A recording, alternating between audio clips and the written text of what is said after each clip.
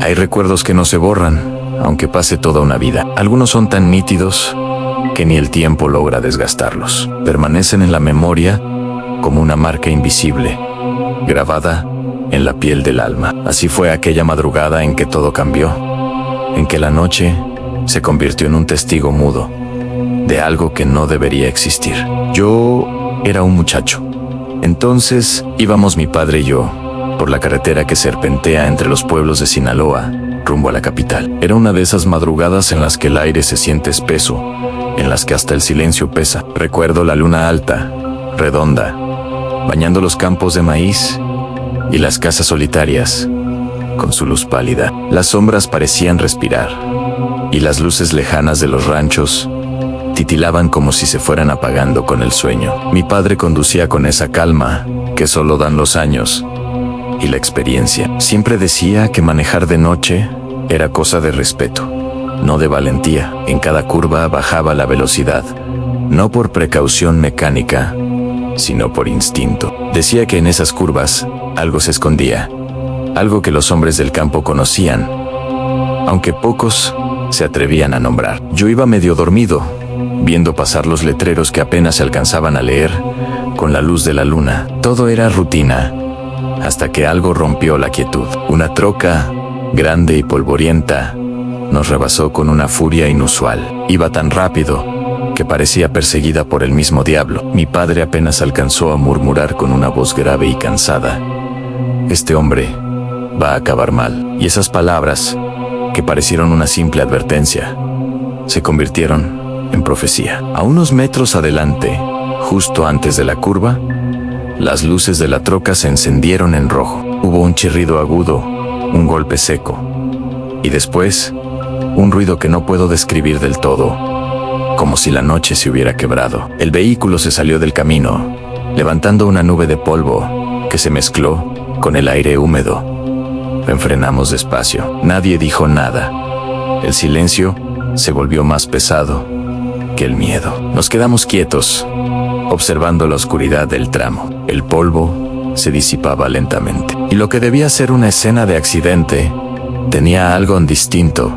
No había lamentos, ni gritos, ni movimiento alguno. Mi padre apagó el motor, y solo se escuchó el zumbido lejano de los insectos. Fue entonces cuando ocurrió lo imposible. De la zanja, del mismo lugar donde la troca se había estrellado, salió el vehículo rugiendo con vida, como si nada hubiera pasado. El motor bramaba con furia, y las luces cegadoras iluminaron el polvo que todavía flotaba en el aire. El conductor no volteó a vernos, no se detuvo. Siguió su camino con la misma desesperación con la que había pasado minutos antes. Era como si huyera de algo o de alguien. Mi padre me miró, y sin decir palabra, avanzamos unos metros más. Fue entonces cuando lo vimos. En medio de la carretera, tirado sobre el asfalto, había algo. Al principio pensamos que era un animal, tal vez un venado, pero cuando aquella silueta se movió, cuando la figura se levantó con lentitud, comprendimos que no era ninguna bestia.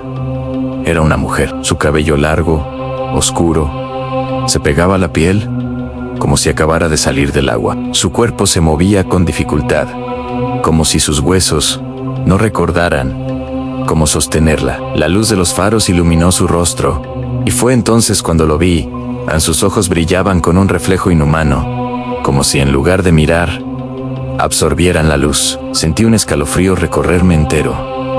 No podía apartar la mirada. La mujer, o lo que fuera, levantó algo del suelo. Era su propio brazo, el izquierdo. Lo sostuvo con el derecho, y con una calma que me heló la sangre, se lo volvió a colocar, como si nada, como si su cuerpo no tuviera dolor ni límites. Aquello no era humano. No podía serlo. Después echó a correr hacia el monte, pero no corría como una persona. Sus movimientos eran torpes, mecánicos, casi antinaturales, como si no tuviera articulaciones. Desapareció entre los matorrales, tragada por la oscuridad. Ni un ruido más, tan solo el sonido del viento. Mi padre, sin apartar los ojos del camino, murmuró con voz baja, cargada de una certeza que solo dan los viejos: "Ahora ya sabes ¿Por qué le dicen la curva de las brujas? Encendió el motor y seguimos en silencio. Ninguno de los dos volvió a hablar durante el resto del trayecto. El amanecer nos encontró con el alma pesada, intentando convencernos de que lo que habíamos visto no era real, que fue un truco de la noche, una ilusión de la mente cansada. Pero dentro de mí sabía que no era así. Con el tiempo comprendí que hay cosas que no se explican con palabras, que hay misterios que no están para ser entendidos, sino para ser respetados. Esa noche marcó mi vida, no solo por el miedo, sino porque me enseñó que lo desconocido habita más cerca de lo que imaginamos. A veces no está en los cuentos, ni en las leyendas, sino en la carretera solitaria que atraviesas sin pensar, en la curva que parece una más, en la mirada de una sombra que te observa desde el monte. Y aunque pasen los años, aunque el mundo avance y los hombres crean que lo saben todo, sigo recordando los ojos de aquella mujer. Brillaban con una luz que no pertenecía a este mundo, y cada vez que escucho a alguien decir que no cree en brujas, sonrío con tristeza, porque yo también lo decía, hasta aquella madrugada en la curva maldita. No hay nada como recorrer Querétaro de noche. Las carreteras, los pueblos, tienen un encanto especial, pero una noche, ese encanto se convirtió en algo más oscuro. Me dirigía a Santa Rosa Jáuregui, una delegación que de día es vibrante, pero de noche, bueno, de noche es otra historia. La niebla empezó a caer, densa, casi como si pudieras tocarla. Los faroles apenas perforaban la oscuridad, iluminando a duras penas el empedrado colonial. Fue entonces cuando la vi, una silueta de mujer, parada al borde del camino. Llevaba un vestido antiguo, oscuro, y un rebozo que le cubría la cabeza y parte del rostro. Su cabello era largo, negro, y parecía húmedo, pegado a su piel pálida. Algo en su quietud me heló la sangre. Desaceleré, intrigado y un poco asustado. No podía verle la cara, pero sentí su mirada fija en mí. Cuando pasé a su lado, levantó lentamente una mano y me señaló. Justo en ese instante, el motor de mi auto carraspeó y se apagó por completo. El silencio fue total, solo roto por el zumbido en mis oídos. Giré la llave una y otra vez, pero nada. El auto estaba muerto. Miré por el retrovisor, pero ella ya no estaba. En su lugar, un lamento bajo y desgarrador pareció nacer de la misma niebla. Un sonido antiguo, lleno de dolor. No sé cuánto tiempo estuve ahí, paralizado, hasta que el auto, de repente, volvió a la vida. No esperé más y pisé el acelerador a fondo, sin mirar atrás. Al día siguiente, con el sol brillando como si nada hubiera pasado, llevé mi coche al taller de Julián, un viejo amigo de la zona. Mientras revisaba el motor, le conté lo que me había sucedido. Él dejó sus herramientas, se limpió las manos llenas de grasa en su overol y me miró con una seriedad que no le conocía. No fuiste el primero al que se le aparece, me dijo. Me contó la leyenda. Dicen que es el espíritu de una mujer del siglo XIX, una mujer que perdió algo muy valioso en estas calles y que, desde entonces, su alma en pena vaga por las noches de niebla, buscando recuperarlo. Dicen que señala a los viajeros,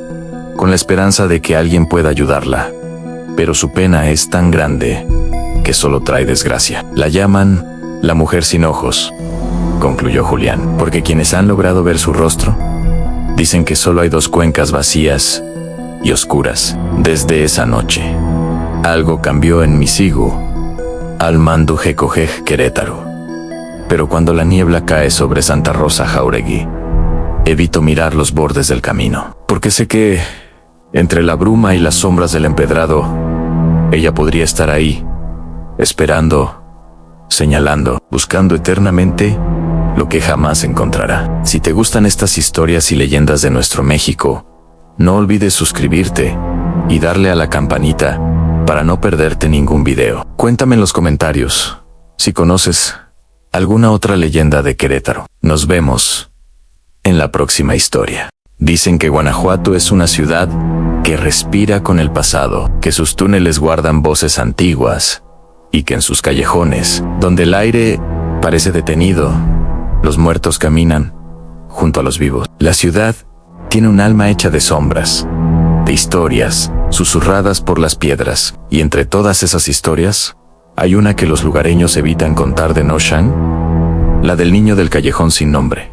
Yo no buscaba el miedo. Viajé allí para escribir sobre las leyendas de México, sobre el vínculo entre las almas y los lugares. Pero hay cosas que al ser escritas, despiertan. Y fue así como, una madrugada, terminé frente a ese callejón. El guía que me acompañaba me había advertido: ese no está en los mapas, señor. La gente evita pasar por ahí. Pero el periodista en mí no conocía límites. Si había algo que asustaba a los habitantes, quería saber por qué. El callejón era estrecho, de muros húmedos y empedrados irregulares. Apenas cabía una persona a la vez. La luz de mi linterna temblaba sobre las paredes, revelando grafitis antiguos y manchas que parecían manos. El aire olía a tierra mojada y a algo más. Algo que no supe reconocer de inmediato, a un olor dulce, pero corrompido como flores marchitados. Di unos pasos y el eco de mis botas retumbó en el silencio. Entonces lo escuché, una risa infantil, lejana, suave, pero clara. Me detuve en la risa, volvió, esta vez más cerca, y luego una voz, apenas un susurro: ¿quieres jugar conmigo? Sentí un escalofrío recorrerme el cuerpo. La linterna titiló y por un instante la oscuridad me envolvió. Cuando la luz volvió, lo vi. Era un niño de unos 8 años. Llevaba un pantalón corto, una camisa blanca manchada y unos zapatos viejos cubiertos de polvo. Su rostro estaba pálido, casi gris, y sus ojos eran lo más inquietante, demasiado grandes, demasiado tristes para un niño. Sonreía, pero su sonrisa no era de alegría, sino de necesidad, como si buscara algo en mí. Me llamo Tomás, dijo con voz quebrada. Nadie juega conmigo. No supe qué responder. Era tan real que mi mente se debatía entre el miedo y la compasión. Le pregunté de dónde era, pero no contestó, solo me tomó de la mano, su piel fría como el metal, y me guió hacia el fondo del callejón. Allí había una puerta de madera vieja, sin número, cubierta de polvo. Aquí vivo, susurró, y antes de que pudiera decir algo, la puerta se abrió sola.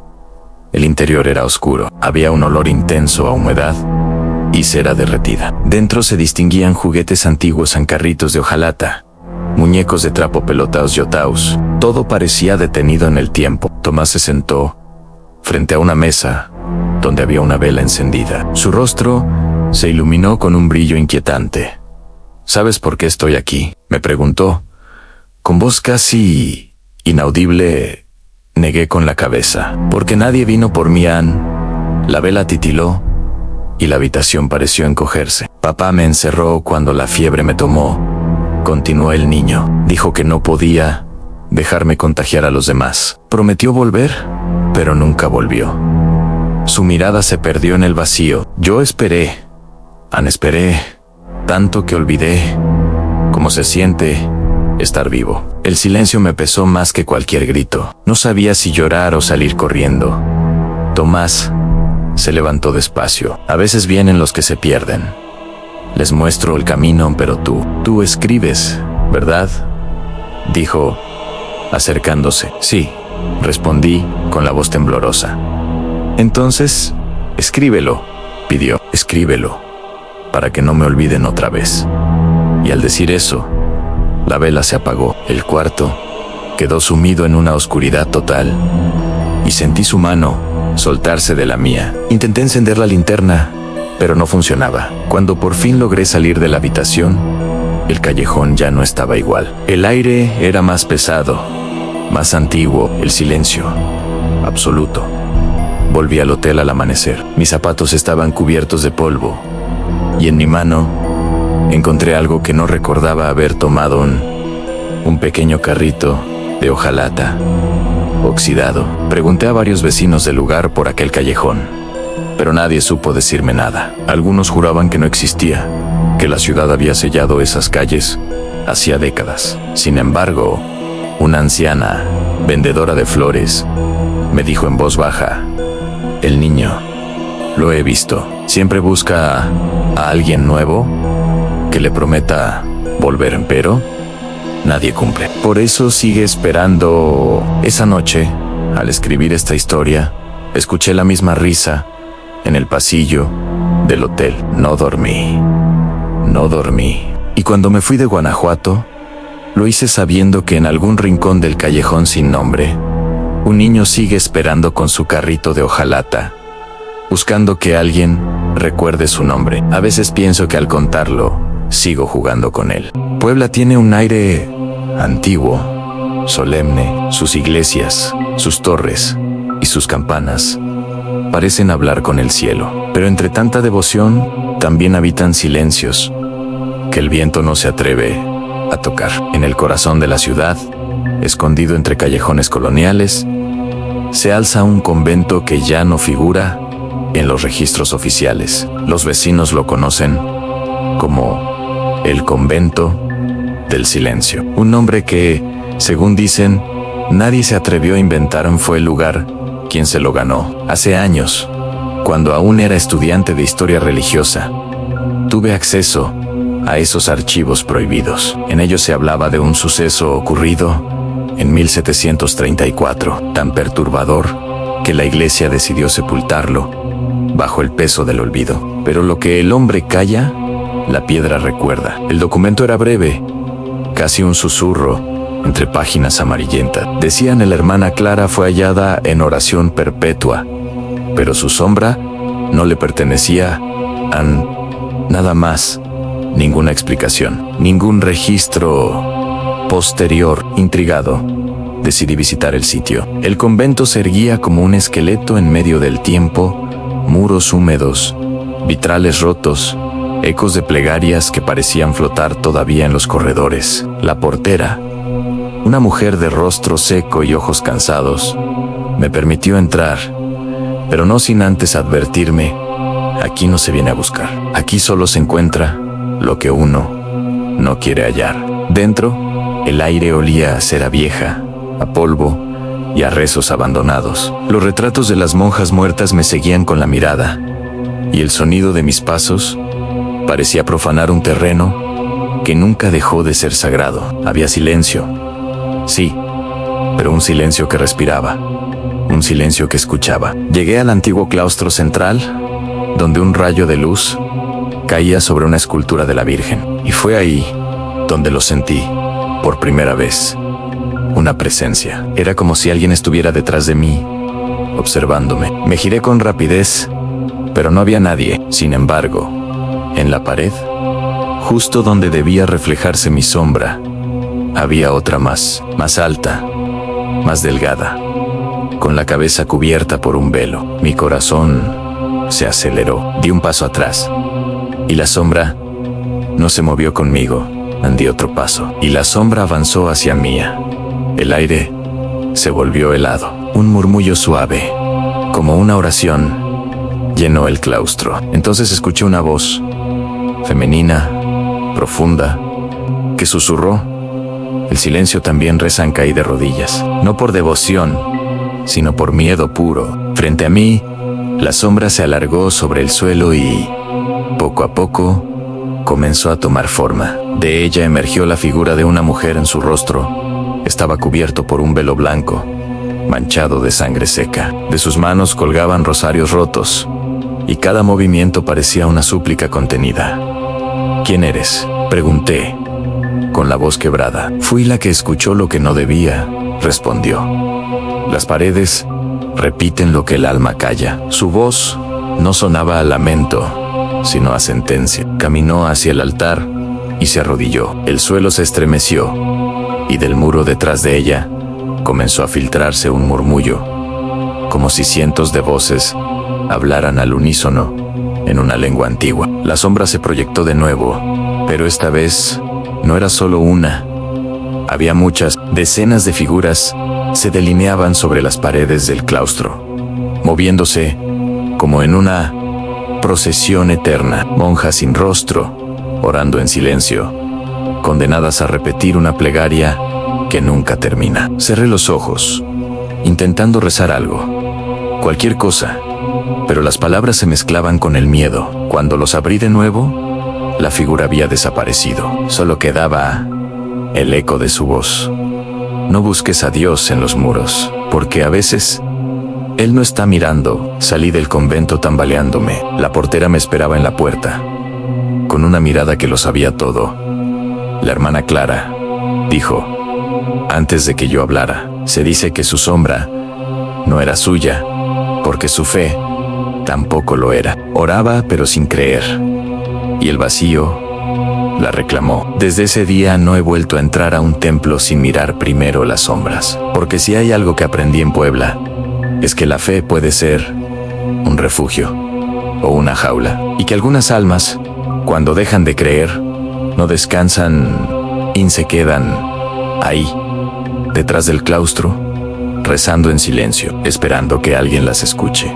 Viajé a Chihuahua sin intención, o al menos eso me repetí, para no aceptar que algo me estaba guiando. Después de lo ocurrido en Puebla, las noches se me hicieron más largas, y los sueños más nítidos. Siempre el mismo known, carretera interminable, un niño que reía entre sombras, una mujer sin ojos que me observaba desde un muro, y un murmullo que rezaba detrás de mí. Despertaba empapado en sudor, con la sensación de que alguien más respiraba en la habitación. Así decidí seguir el camino, buscando respuestas que sabía que no encontraría. El norte me recibió con viento, ese viento seco que no solo golpea el rostro, sino que parece colarse en el alma. En el pueblo de San Guillermo, a las afueras de Chihuahua, encontré una vieja casa que los lugareños evitaban. Nadie me explicó por qué, pero todos, sin excepción, desviaban la mirada cuando la mencionaba. Ahí no entra el sol, me dijo un anciano, ni Dios san. Esa fue razón suficiente para acercarme. La casa estaba en ruinas, devorada por la arena y el tiempo. Tenía una puerta pesada de madera y ventanas ciegas, cubiertas con tablones. El viento silbaba entre los huecos, como si la casa respirara. Apenas crucé el umbral, un escalofrío me recorrió el cuerpo. No era solo frío, era reconocimiento, como si ese lugar me esperara. Dentro, todo estaba cubierto de polvo. Había retratos antiguos colgando torcidos, muebles podridos, velas apagadas y un altar con fotografías que el tiempo había desvanecido. En el centro del salón, una silla mecía sola, sin que el viento la tocara. De pronto, un sonido suave rompió el silencio, en una risa infantil. Otra vez tú, susurré, sabiendo de quién era. Y ahí estaba Tomás, el niño de Guanajuato, con su carrito de hojalata entre las manos. Pero su rostro estaba distinto, más pálido, más triste. No debiste venir, dijo. Su voz ya no sonaba como la de un niño. Ellos saben que los recuerdas. El aire se tornó helado. Del fondo del pasillo surgió una figura envuelta en velo blanco. Era la monja del convento. Su sombra se proyectaba por las paredes, multiplicándose, llenando el lugar de oscuridad. El silencio también reza, susurró, con la misma voz que había escuchado en Puebla. Retrocedí, y entonces la vi en la mujer sin ojos, la de Querétaro, emergiendo de una esquina, con su rostro vacío, apuntándome con un dedo. Mírame, dijo, aunque no tenía ojos. Su voz sonaba dentro de mi cabeza, no en el aire. Y detrás de ella, desde la puerta abierta, entró el rugido de un motor. La troca, la misma de aquella noche en Sinaloa. El conductor se detuvo frente a la casa, pero nadie estaba al volante, solo las luces encendidas, iluminando la arena. Todo comenzó a temblar. El viento rugió con fuerza, y las sombras se arremolinaron, girando en círculos, como si la casa entera respirara dolor. ¿Por qué yo?, grité, con el miedo clavado en el pecho. Entonces escuché una voz que no pertenecía a ninguno de ellos, una voz antigua que venía desde dentro de mí. Porque tú los hiciste vivir de nuevo. que los nombraste. Y quien da nombre, David, comprendían cada historia que había contado, cada palabra escrita, los había traído de regreso. No eran apariciones separadas, eran fragmentos de una sola entidad, de un solo recuerdo ancestral que buscaba ser recordado. Las sombras, los ecos, las miradas eran las voces olvidadas de la tierra, las almas que habitan entre los silencios. La casa comenzó a derrumbarse, las paredes crujían, los retratos ardían sin fuego. Tomás se acercó una última vez. No dejes de escribir, dijo, pero recuerda que las historias también te escriben a ti. La oscuridad lo envolvió y las figuras se disolvieron con el viento. Corrí hacia la salida, pero cuando crucé la puerta, ya no había desierto, ni viento, ni casa, solo un campo vacío, bajo un cielo de color ceniza. Me encontré solo, con el cuaderno en la mano. Al abrirlo, descubrí que todas las páginas estaban llenas, cada una escrita con mi letra, pero con palabras que no recordaba haber puesto. Eran los relatos de Sinaloa, Querétaro, Guanajuato y Puebla, pero todos terminaban igual, y el hombre que los escribió nunca despertó. Esa noche dormí por última vez, o al menos eso quiero creer, porque a veces, cuando el viento del norte sopla y el polvo se levanta, se puede ver la silueta de una casa a lo lejos. Dicen que dentro de ella, una silla se mece sola y un cuaderno se abre con las hojas en blanco, esperando que alguien lo continúe.